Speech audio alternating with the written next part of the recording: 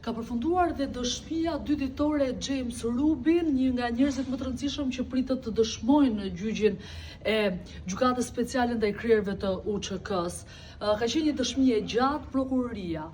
pjesa e mbrojtjes së zotit Thaçi, por edhe mbrojtjes të tjerëve të krierëve të UÇK-s kanë patur mundësinë të intervistojnë apo të marrin dëshminë e James Rubin si dëshmitari i parë i mbrojtjes së Thaçit. Në dhomën që sapo lan pas është dhe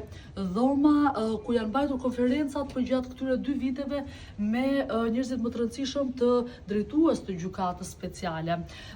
Para se sa të ngjitesh aty ku ne mund të ndjekim, pra ne gazetarët mund të ndiqnim live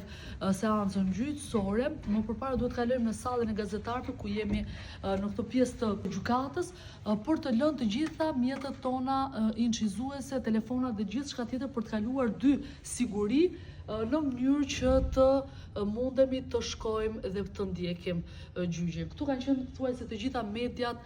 e Kosovës, por edhe ato shqiptare që kanë mundur të bëjnë lidhjet brenda dhe jashtë dhe më pas të ngjitesh në dhomat ku janë të përcaktuara për seancat e gjyqit. Gjyqi i krerëve të UÇK-s do të vazhdojë së paku të pjesa e mbrojtjes deri në 14 nëntor, që më pas të ketë një pauzë në dërgesat e gjithë materialeve që ata duhen dhe më pas vetëm në pranverën e vitit të ardhshëm do të mund të dim se çfarë do të ndodh me fatin e Hashim Thaçit, Kadri Veselit, Jakub Krasniqit dhe Recep Selimit, të cilët kanë patur mundësinë vetëm t'i shohim dhe t'i përshëndesim përmes një xhami në seancat gjyqësore.